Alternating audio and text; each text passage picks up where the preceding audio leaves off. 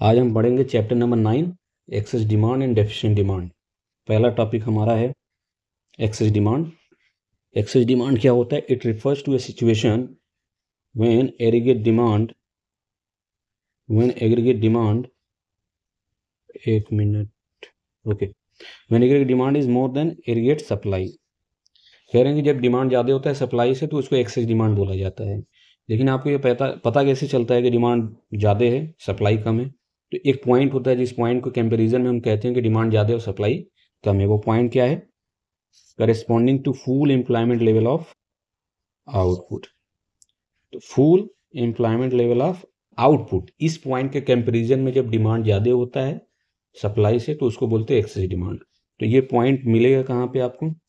Diagram में आपको दिखा दूंगा।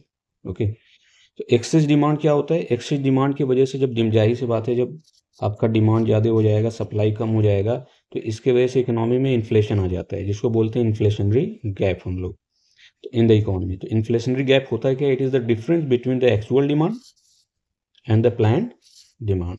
ओके, जैसे क्या था कि लोगों ने सोचा था कि हम डिमांड करेंगे 200 यूनिट से, लेकिन एक्चुअल में डिमांड कितना आ गया? 300 यूनिट से, है ना। तो लोगों ने प्लान किया था कि 200 हम खरीदेंगे डिमांड करेंगे, लेकिन वो एक्चुअल में डिमांड ज़्यादा आ गया। ओके, तो इन्फ्लेशनरी गैप क्या है? एक्चुअल डिमांड और प्लान डिमांड के बीच में जो डिफरेंस है वो डायग्राम में आपको दिखा दूंगा कहाँ से कैसे। देखिए, ये आपका एग्रीगेट डिमांड ओरिजिनल कर्व हो जाएगा और ये आपका एग्रीगेट सप्लाई ओरिजिनल कर्व हो जाएगा। ओके, फिर उसके बाद डिमांड बढ़ गया, ये आप देख रहे हैं। डिमांड बढ़ जाए तो वो मैंने रेड पेन से बना रखा है, उस डिमांड का नाम क्या रख दिया? AD1। तो ये जो आपका एग्रीगेट डिमांड है ये प्लान्ड एग्रीगेट डिमांड है और जो आपका AD1 है वो एक्चुअल AD है। डिमांड बढ़ा क्यों? क्योंकि इकोनॉमी में इन्वेस्टमेंट बढ़ गया। ओके, तो एग्रीगेट डिमांड बढ़ने की वजह से अब यहाँ पे एग्रीगेट सप्लाई और एग्रीगेट डिमांड मिल रहे हैं, एग्रीगेट सप्लाई और एग्रीगेट डिमांड। ओके, तो आप एक चीज़ देखिए कि जहाँ पे ये सप्लाई और ये डिमांड जहाँ पे मीट कर रहे हैं, जिसको हम ई पॉइंट बोल रहे हैं। ओके, इस पॉइंट को हम क्या बोलते थे? इस पॉइंट को हम यही बोलते थे ना, इसके जस्ट पिछले वाले चैप्टर मैंने आपको बताया था। इस पॉइंट को मैं यही बोलता था कि एक इकोनॉमी अपने सभी रिसोर्सेज का यूज करके सभी लोग को एम्प्लॉयमेंट देके 200 यूनिट तक क्या कर रही थी? प्रोडक्शन कर पा रही थी। अब इसके ऊपर जो डिमांड यहाँ चला गया, जो डिमांड यहाँ रहना चाहिए डिमांड यहाँ चला गया। ओके, ये डिमांड यहाँ चला गया। तो एक इकोनॉमी जब ई पॉइंट पे अपने पूरे रिसोर्सेज का यूज करके सभी लोग को रोजगार देके 200 यूनिट तक का प्रोडक्शन कर पा रही है, तो क्या आप डिमांड जो यहाँ होना चाहिए था, डिमांड अगर बढ़ गया तो क्या प्रोडक्शन बढ़ पाएगा? इकोनॉमी में प्रोडक्शन बढ़ ही नहीं पाएगा, है ना। तो जो डिमांड यहाँ रहना चाहिए था उसके कंपेरिजन में डिमांड यहाँ पे हो गया। ओके, तो यही वो पॉइंट है corresponding to full employment level of output. जो डिमांड यहाँ रहना चाहिए था डिमांड यहाँ आ गया। इसी वजह से क्या हो गया है? डिमांड ज़्यादा हो गया और सप्लाई आपका यहीं पे रह गया है, क्योंकि एक इकोनॉमी यहीं पे प्रोड्यूस करके अपना सप्लाई कर पा रही है, क्योंकि रिसोर्सेज सभी इस्तेमाल कर लिए, सभी लोग को रोजगार दिया, तो एक इकोनॉमी यहीं तक डिमांड फुलफिल कर पाएगी, मतलब यहीं तक सप्लाई कर पाएगी। इसके ऊपर जहाँ आप डिमांड बढ़ा दोगे वो फुलफिल नहीं हो पाएगा। इसी वजह से डिमांड कम रह गया, है ना। डिमांड कम रह गया तो डिमांड ज़्यादा हो गया और सप्लाई यहीं पे रह गया। ओके, क्योंकि रिसोर्सेज यहीं तक इस्तेमाल करके प्रोडक्शन हो पा रहा है, तो सप्लाई यहीं रह गया, डिमांड यहाँ चला गया। ओके, डिमांड कितने हो गए? मान लेता हूँ 400 यूनिट से डिमांड हो गया। तो एक जाहिर सी बात है क्या हो गया फिर सिचुएशन में इकोनॉमी में? डिमांड ज़्यादा हो गया, सप्लाई कंपेरिजन, तो इसी वजह से इकोनॉमी में क्या आ जाता है? इन्फ्लेशनरी गैप आ जाता है। ओके ओके, आई थिंक आपको क्लियर हुआ होगा। तो मैं आपको यहाँ पे थोड़ा सा एक्सप्लेनेशन बता दे रहा हूँ। The vertical difference between the planned AD and the actual AD1। Actual AD मतलब डेल्टा आई बढ़ गया, इज एक्सेस डिमांड। तो प्लान्ड AD और एक्चुअल AD के बीच का जो डिफरेंस है वो क्या है? एक्सेस डिमांड है। एक्सेस डिमांड की वजह से आपको इकोनॉमी में क्या देखने को मिलता है? Inflationary gap. Excess demand causes inflationary gap, that is EF। EF मतलब इस पॉइंट को मैंने नाम रखा हुआ था E। ओके, EF, ये जो मैंने आपको लाइन बना रखा है E और AF। ओके, आई होप आपको क्लियर हुआ होगा। डेफिशिएंट डिमांड क्या होता है? उसी का जैसे उल्टा, यहाँ पे डिमांड कम हो जाएगा, तो डिमांड जब यहाँ पे कम हो जाएगा तो डिफ्लेशनरी गैप देखने को मिलेगा। It refers to situation when AD is less than aggregate supply corresponding to full employment level of output. ये corresponding to full employment level of output, ये लाइन कहाँ है? यही वाला लाइन है, ये पॉइंट। इसके कंपेरेटिव डिमांड यहाँ होना चाहिए था, डिमांड कहाँ हो गया? यहाँ हो गया। Okay, corresponding full employment level of output in the economy. Deficient demand क्या होता है? डेफिशिएंट डिमांड हमने आपको डेफिनेशन बता दिया। डेफिशिएंट डिमांड की वजह से आपको इकोनॉमी में क्या देखने को मिलती है? Deflationary gap. डिमांड कम होगी, जाहिर सी बात है डिफ्लेशनरी या सस्ताई आ जाएगी in the economy. Deflationary gap होता है कि आपका it is the difference between the actual demand and plan AD. Actual demand का मतलब क्या है? जैसे इकोनॉमी में प्लान हुआ था कि लोग डिमांड करेंगे 400 से, लेकिन डिमांड हुआ कितना? डिमांड कम हो गया 200 से। क्यों? क्योंकि इकोनॉमी में इन्वेस्टमेंट कम हो गया। आप जानते हैं ना एडी इक्वल टू क्या होता है? सी प्लस आई होता है। अब इन्वेस्टमेंट अगर इकोनॉमी में कम हुआ है तो जाहिर सी बात है डिमांड भी कम हो जाएगा, क्योंकि एडी के कंपोनेंट्स तो ये दोनों है ना, तो ये कम होगा तो जाहिर सी बात है ये भी कम हो जाएगा। ओके, तो ये देख सकते हैं ये एडी एग्रीगेट सप्लाई, ये जहाँ पे मिले ये ओरिजिनल हो जाएगा, ये full employment level of output in the economy, ये पॉइंट है। अब जैसे कि एक इकोनॉमी यहाँ तक अपना पूरा रिसोर्सेज का यूज करके सभी लोग को रोजगार देके यहाँ तक का क्या कर रही है? डिमांड फुलफिल कर पा रही है, मतलब यहाँ तक सप्लाई कर पा रही है। लेकिन इकोनॉमी में लोग एक्चुअल में डिमांड कितना कर दिए? 200 से। ई पॉइंट एक्चुअल में डिमांड हो गया 200 से, क्योंकि डिमांड कम हो गया है। ओके, ये आपका AD1 डेल्टा आई कम होने की वजह से डिमांड कम हो गया है। ओके, तो इसकी वजह से आपको यहाँ इकोनॉमी में क्या देखने को मिलेगा? डिफ्लेशनरी गैप, जिसका मैंने नाम क्या दिया है? FE या EF बोलिए या FE बोलिए। ओके, ये दूरी। ओके, तो जाहिर सी बात है डिमांड इकोनॉमी में कम होगी सप्लाई के कंपैरिजन में। सप्लाई तो इकोनॉमी में यहाँ तक हो रहा था ना कि एक प्रोड्यूसर सोच रहा था कि 400 तक की सप्लाई कर देंगे आराम से, कोई दिक्कत नहीं है, डिमांड फुलफिल कर देंगे 400 तक का सप्लाई करके। लेकिन इकोनॉमी में डिमांड कम हो गया, 200 से डिमांड हुआ, तो जाहिर सी बात अब सप्लाई यहाँ रह गया और डिमांड यहाँ आ गया। सप्लाई कंपेरिजन में डिमांड कम हो गया, तो इसका क्या मतलब है? डिमांड कम हो रहा है इकोनॉमी में, तो डिफ्लेशनरी गैप आ जाएगा। तो यहाँ पे थोड़ा सा एक्सप्लेनेशन है। The vertical difference between the AD मतलब plan AD and actual AD। Actual AD मतलब डेल्टा आई, इन्वेस्टमेंट कम हुआ, इज डेफिशिएंट डिमांड। दोनों के बीच का जो डिफरेंस है वो डेफिशिएंट डिमांड। डेफिशिएंट डिमांड की वजह से क्या देखने को मिलती है इकोनॉमी में? Deflationary gap. Okay, next, reason for excess demand. Economy में डिमांड बढ़ने के कारण क्या होते हैं? आपने देखा होगा कि एग्रीगेट डिमांड के कितने कंपोनेंट्स होते हैं? C plus I plus G plus X minus M। Okay, यही 4 कंपोनेंट्स है, और कुछ कंपोनेंट्स है वो मैं आपको बता दूंगा। इकोनॉमी में लोगों का खर्चा बढ़ेगा, कंजम्पशन बढ़ेगा, डिमांड बढ़ेगा, इन्वेस्टमेंट बढ़ेगा, डिमांड बढ़ेगा। ओके, गवर्नमेंट का खर्चा बढ़ेगा, डिमांड बढ़ेगा। अब क्या कह रहे हैं यहाँ पे? अगर एक्सपोर्ट बढ़ेगा हमारे कंट्री से, है ना, तो जाहिर सी बात है हमारे चीज़ों का डिमांड बढ़ेगा बाहर के लोगों द्वारा, इस वजह से डिमांड बढ़ जाएगा। इंपोर्ट क्या होगा? कम होगा। इंपोर्ट कम होने का मतलब जैसे विराट कोहली हैं, बाहर से पानी मंगा पीते हैं, अगर अचानक से वो इंपोर्ट कर दे, मतलब बंद कर दें, इंपोर्ट कर ही नहीं रहे, इंपोर्ट कम कर दें, उनको पानी पीने के लिए तो चाहिए ना, तो इंडिया से डिमांड करेंगे, तो इस वजह डिमांड हमारे देश में बढ़ जाएगा। वही चीज़ आपको देखना है यहाँ पे। तो देखते हैं reason for excess demand, rise in propensity to consume, लोगों की खर्चा करने की क्षमता बढ़ जाए, है ना। तो excess demand arise because of increase in consumption expenditure, लोगों की खर्चा बढ़ जाए। क्यों? क्योंकि लोगों की खर्चा करने की जो ताकत है वो बढ़ जाती है। प्रोपेंसिटी टू कंज्यूम, लोगों की खर्चा करने की ताकत बढ़ जाती है, इस वजह से इकोनॉमी में लोग खर्चा क्या कर देते हैं? बढ़ा देते हैं, इसकी वजह से डिमांड बढ़ जाता है। रिडक्शन इन टैक्सेस, देखो भाई, अगर सरकार आपसे टैक्स कम लेगी तो जाहिर सी बात है आपके जेब में पैसे ज़्यादा बचने लगेंगे, तो जाहिर सी बात है आप डिमांड बढ़ा दोगे। तो decrease in tax rate, increase in disposable income, तो वही बात है ना, सरकार आपसे टैक्स कम लेगी तो आपका इनकम बढ़ जाएगा, इसी वजह से क्या इकोनॉमी में डिमांड बढ़ा देगा और people causes excess demand. Okay, increase government expenditure, वही बात है, सरकार अपना खर्चा बढ़ा तो डिमांड बढ़ ही जाएगा। Increase in government expenditure for demanding of goods and services causes excess demand. Increase in investment, ये बड़ा इंटरेस्टिंग है। लोग इन्वेस्टमेंट कहाँ कर सकते हैं? या तो लोग इन्वेस्टमेंट बैंक में कर सकते हैं या फिर मार्केट में।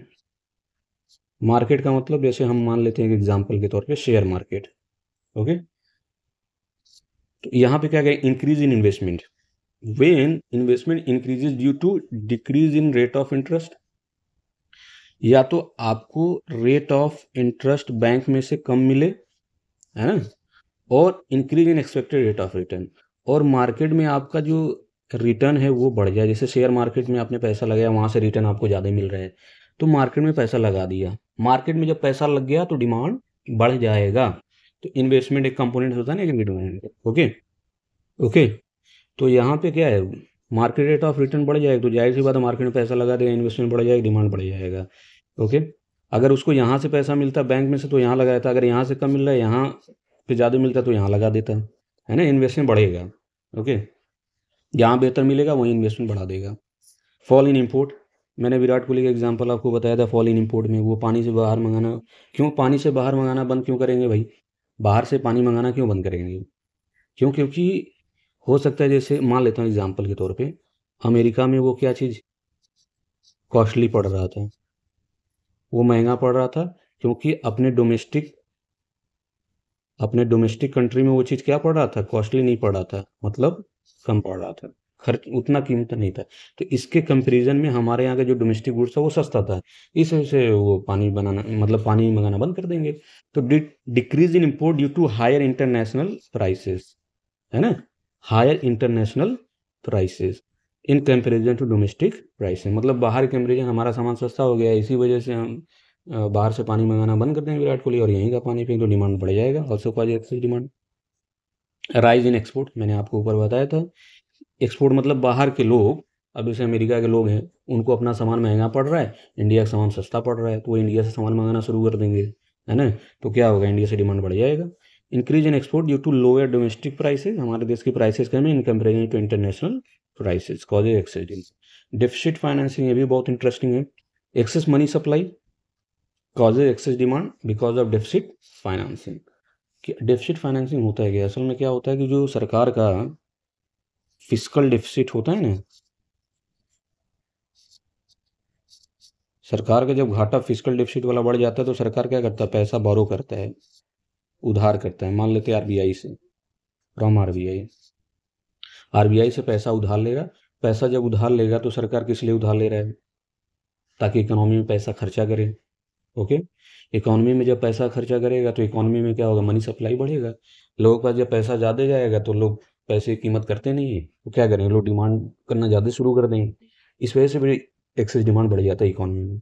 रीजन फॉर डेफिशिएंट डिमांड, पूरा उल्टा करना है। डेफिशिएंट डिमांड, एक्सेस डिमांड के जो रीजन थे उसका जस्ट रिवर्स क्या हो जाएगा, reverse of reason for excess demand. Excess demand का जो भी रीजन था उसका आप रिवर्स कर दीजिए, आपको डेफिशिएंट डिमांड के रीजन मिल जाएंगे। जैसे वहाँ पे क्या था, rise in propensity to consume था, तो यहाँ पे क्या हो जाएगा, fall in propensity to consume. Reduction in taxes है तो इंक्रीज इन टैक्स हो जाएगा। Increase in government expenditure, decrease in government expenditure.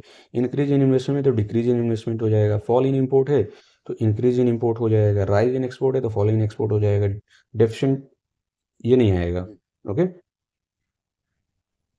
अब नेक्स्ट टॉपिक हम लोग पढ़ लेते हैं, पांचवा हमारा topic, impact of access demand. Excess demand का इम्पैक्ट क्या पड़ेगा इन तीन चीज़ों के ऊपर, output, employment and general price level. अच्छा, मैंने आपको बताया था एक्सेस डिमांड में, वहाँ पे एक्सेस डिमांड में मैंने आपको यही बताया था ना कि ये एग्रीगेट सप्लाई का कर्व है आपका, और ये एग्रीगेट डिमांड का कर्व है ना। तो ये ई पॉइंट जो होता है, यही पॉइंट यही था ना कि एक इकोनॉमी अपनी पूरी रिसोर्सेज का यूज करके सभी लोग को रोजगार देके, यहाँ तक अगर 400 तक का डिमांड है तो 400 तक का सप्लाई आराम से हो जाएगा। लेकिन जैसे ही डिमांड बढ़ेगा, क्या होगा, डिमांड बढ़ेगा। जैसे ही डिमांड बढ़ेगा, जो डिमांड 400 तक रहना चाहिए था, अगर डिमांड जैसे ही 600 तक का हो जाएगा, आप बताओ, एक कंट्री पूरा रिसोर्सेज यहीं अपना इस्तेमाल कर रही है और सब रिसोर्सेज का यूज करके सभी लोगों को रोजगार दे, वो 400 यूनिट प्रोडक्शन कर पा रही है, क्या वो 600 का डिमांड फुलफिल कर पाएगी? नहीं कर पाएगी, है ना, कर ही नहीं पाएगी। प्रोडक्शन बढ़ा ही नहीं पाएगी क्योंकि रिसोर्सेज है नहीं, लोग है नहीं आपके पास, तो प्रोडक्शन बढ़ नहीं सकता। न तो प्रोडक्शन बढ़ेगा, न तो एम्प्लॉयमेंट का लेवल बढ़ सकता है कंट्री में, क्योंकि सभी लोगों को रोजगार मिल चुका है ऑलरेडी। प्राइस बढ़ जाएगा क्योंकि डिमांड अब ज़्यादा हो गया सप्लाई के कंपेरिजन में, सप्लाई तो यहीं तक रह जाएगा। तो इससे इकोनॉमी में क्या आ जाएगा, इन्फ्लेशन आ जाएगा। तो यही चीज़ देखना है आपको। आउटपुट क्या होगा, the production level can be increase, production level तो नहीं बढ़ सकता because already the resources has been fully utilise, resources पूरी तरीके से इस्तेमाल हो चुके हैं। ऑन एम्प्लॉयमेंट, एम्प्लॉयमेंट के ऊपर क्या असर पड़ेगा, the employment level can't be increase, employment level भी नहीं बढ़ सकता because already there is a full employment in the country, क्योंकि लोगों सभी लोगों को रोजगार मिल चुका है already. On general price level, the general prices of goods and services will increase, बढ़ जाएगी। इसकी वजह से क्या देखने को मिलेगा आपको इकोनॉमी में, inflation. Impact of deficient demand, deficient demand में क्या, जैसे उसका रिवर्स हो जाएगा।